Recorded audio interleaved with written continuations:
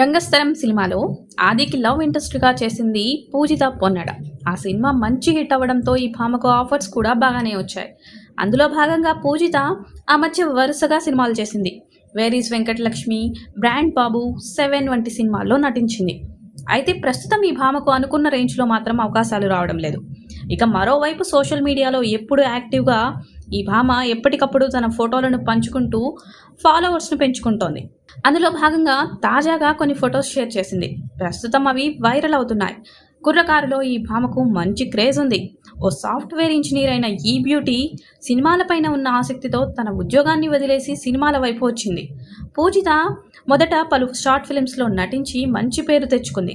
ఇక ఆ తర్వాత కొన్ని సినిమాల్లో నటించింది.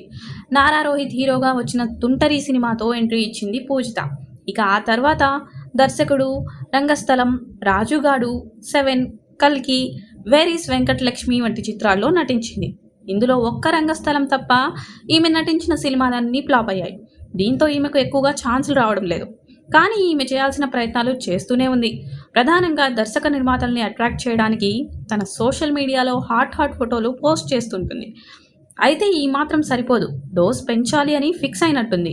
మరింత హాట్నెస్తో కూడుకున్న ఫోటోలను ఇటీవల పోస్ట్ చేసింది. ప్రస్తుతం ఈమె ఫోటోలు సోషల్ మీడియాలో వైరల్ అవుతున్నాయి. సోలో సినిమా వచ్చి గట్టి హిట్ కొడితే కానీ అమ్మడి టాలెంట్ ఏంటో అందరికీ అర్థం కాదు. అయితే సినిమాలు లేకున్నా అమ్మడు చేసే ఫోటోషూట్స్, ఇన్స్టాగ్రామ్లో పెట్టే ఫోటోలకు మాత్రం భారీగా ఫ్యాన్ ఫాలోయింగ్ ఉంది. పూజిత బ్యాక్ టు బ్యాక్ సినిమాలు చేసినా కూడా ఏ సినిమా పెద్దగా వర్కౌట్ కాలేదు.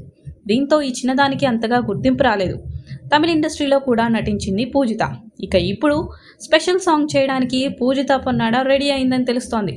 క్రిష్ దర్శకత్వంలో వస్తున్న హరిహర వీరమల్లు చిత్రంలో పవర్ స్టార్ పవన్ కళ్యాణ్ సరసన పూజిత పొన్నాడ ఓ పాటలో మెరవనుందని తెలుస్తోంది.